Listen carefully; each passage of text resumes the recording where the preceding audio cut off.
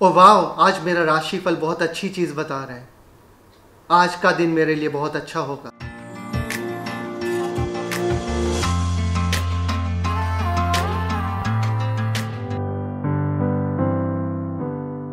Hello everyone, मेरा नाम है अभिषेक और आप सबका स्वागत है हमारे परिवार सीकर्स डायरी में। पिछली 2 वीडियोस से हम इन चीज़ों पर बात कर रहे हैं कि क्रिश्चियंस के डू एंड डोंट्स, के मसीह लोगों को क्या करना चाहिए और क्या करना मना है, कि विश्वासी लोगों के लिए क्या करना सही है और क्या करना सही नहीं है। पहली वीडियो हमने बनाई थी कि योगा करना विश्वासियों के लिए सही है या नहीं। दूसरी वीडियो हमने बनाई कि विश्वासियों के लिए प्रसाद खाना सही है या नहीं। और आज हम बातचीत करेंगे कि विश्वासियों के लिए राशिफल पढ़ना सही है या नहीं, विश्वासियों के लिए ज्योतिष विद्या में जाना सही है या नहीं, क्या विश्वासियों के लिए एस्ट्रोलॉजी एंड हॉरोस्कोप पढ़ना सही है या नहीं। एस्ट्रोलॉजी और हॉरोस्कोप, अगर हम उसके ओरिजिन में जाते हैं वो कहाँ से शुरू हुआ, उसका एग्जैक्ट जगह और एग्जैक्ट समय हमें नहीं मालूम, पर जो हमारे पास प्रूफ है उसके अनुसार ये मिडल ईस्ट या ईस्टर्न यूरोप में हुआ है।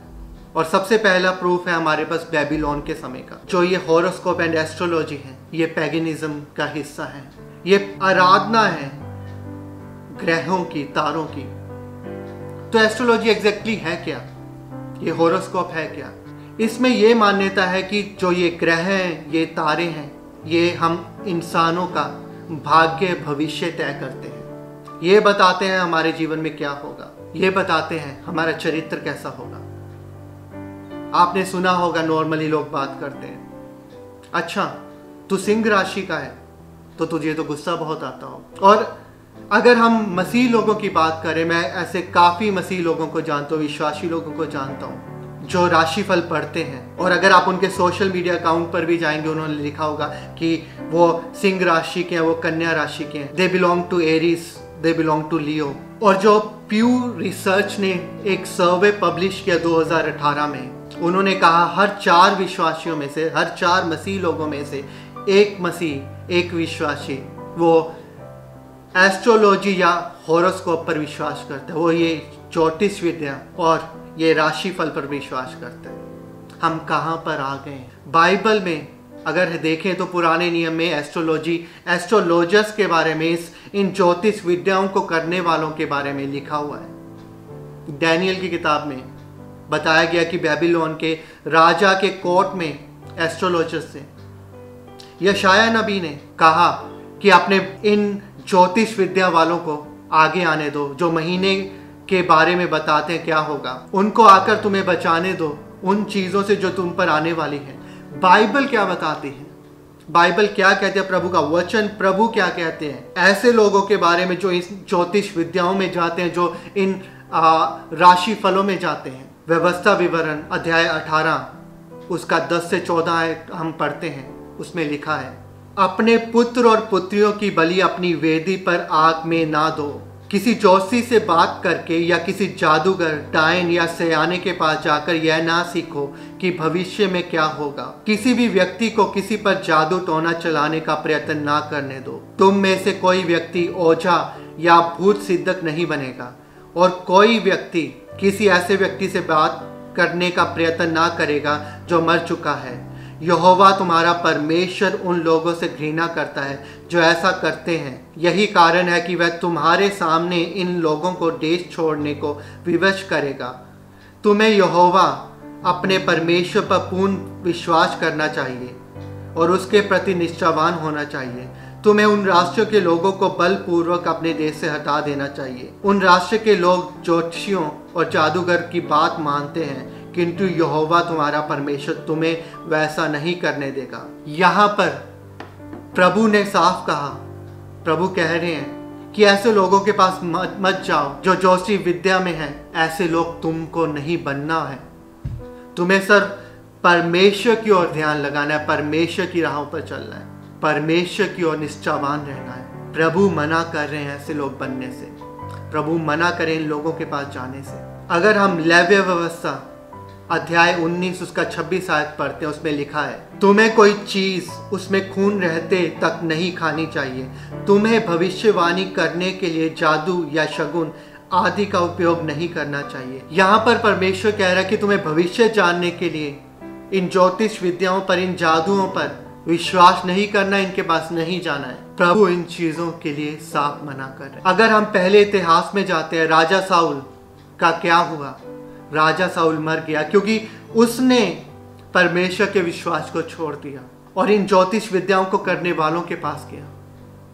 और ये चीज परमेश्वर को पसंद नहीं है। वो परमेश्वर जिसको वो जानता था उसके पास जाने की बजाय इन लोगों के पास गया, और ये परमेश्वर को बिल्कुल भी नहीं भाया। हम कहाँ जाते हैं? परमेश्वर के पास, कि परमेश्वर में बताए आगे क्या करना, हमारी अगुवाई करे, या हम इन लोगों के पास जाते हैं जो ज्योतिष विद्याएं, जो राशिफल के बारे में बताते हैं।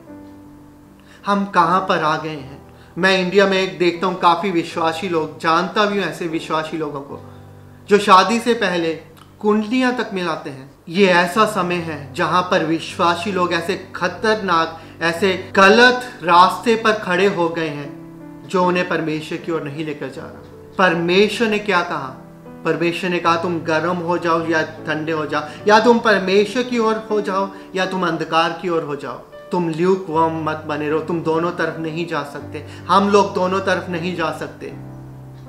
या हम परमेश्वर या ज्योति में चलें या हम अंधकार में चलें। लोग ये सवाल पूछते हैं कि इन चीजों में ताकत है? हाँ, इन चीजों में ताकत है, पर वो ताकत वो परमेश्वर की ओर से नहीं है। अगर हम प्रेरितों का काम अध्याय 16 उसकी आयत 16 को पढ़ते हैं, उसमें पौलुस और एक दासी लड़की के बारे में लिखा है। एक ऐसी लड़की जिसके अंदर ज्योतिष विद्या की आत्मा थी जो भविष्य बताती थी, और पौलुस ने क्या किया? यीशु मसीह के नाम पर उस आत्मा को निकाल दिया, क्योंकि वो आत्मा परमेश्वर की ओर से नहीं है।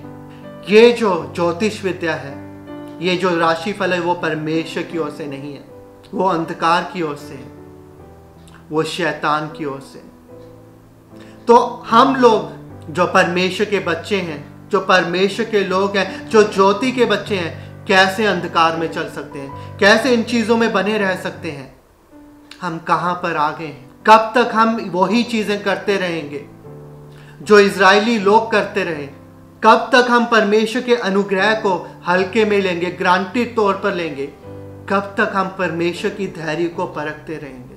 कब तक हम इस संसार की चीजों में चलते रहेंगे? चाहे वो योगा हो, चाहे वो प्रसाद खाना हो, चाहे वो ये राशिफल या ज्योतिष विद्या हो। परमेश्वर इन चीजों को पसंद नहीं करता है। परमेश्वर को दुख लगता है जब परमेश्वर के बच्चे इन चीजों को करते हैं। लोग अगर आपके विरोध में हो रहे हैं कि आप सही चल रहे हैं, होने दीजिए, पर आप सही चलते रहें। सबसे ज्यादा जरूरी है कि परमेश्वर आपके साथ बने रहे, चाहे लोग आपके विरोध में हो जाए। सच्चाई, सच में चलते रहें।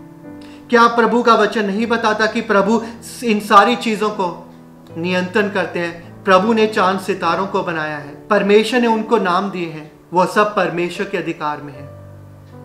तो क्यों हम उन चीजों की ताकत पर विश्वास करते हैं, बल्कि हमें परमेश्वर की ताकत पर विश्वास करना चाहिए जिसने उन चीजों को बनाया है। कब तक ऐसे बने रहेंगे हम लोग? कब तक इन चीजों में चलते रहेंगे?